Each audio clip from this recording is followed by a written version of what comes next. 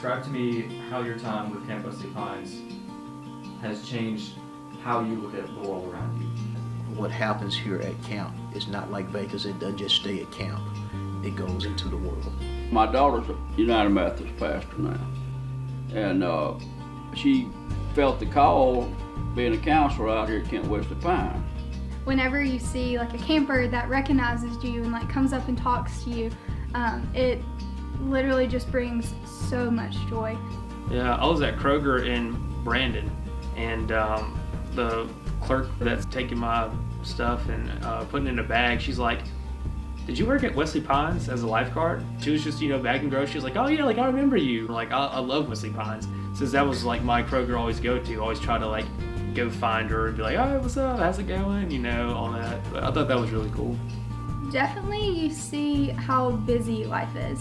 Once you get outside of camp, you just see how everyone's trying to go, and everyone's worried about their image, and they're always picking up their cell phones and everything. But at Camp Wesley Pines, you're away from your phone, you're away from all distractions, and it's just you in the outdoors with godly community. And it's a simple life, but it's so beautiful to see that. But then as soon as you take a step out, you really see how much the world needs God.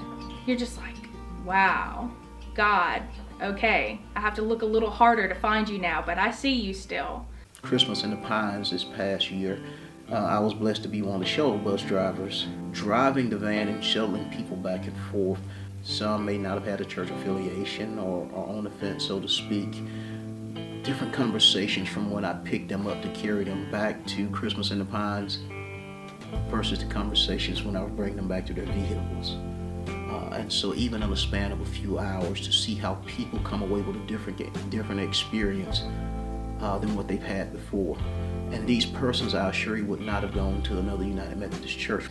But because of this retreat type atmosphere, this environment, these persons had a greater chance to commune with God and fellow Christians. It just makes me see the world as a mission opportunity, and it has made me jump into service in many other areas of my life, whether it's helping with children's ministry or a Sunday school class or service projects.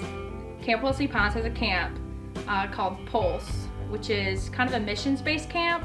When I was a counselor, I got to help build a wheelchair ramp for this lady who lived in a trailer. And so she had no way of getting into her house other than being lifted up and down by people.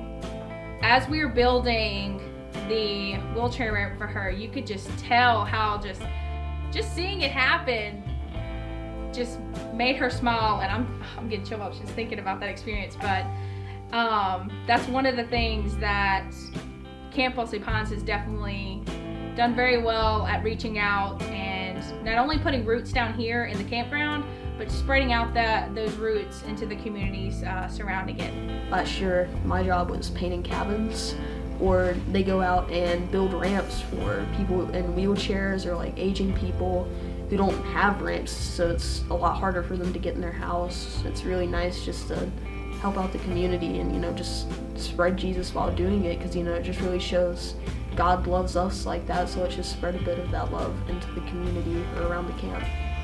And it brings about an infectious joy that you can take anywhere. I was able to take that to Kairos, to Angola State Penitentiary, and witness and love on people who are deemed most unlovable, residents of Angola who were on death row.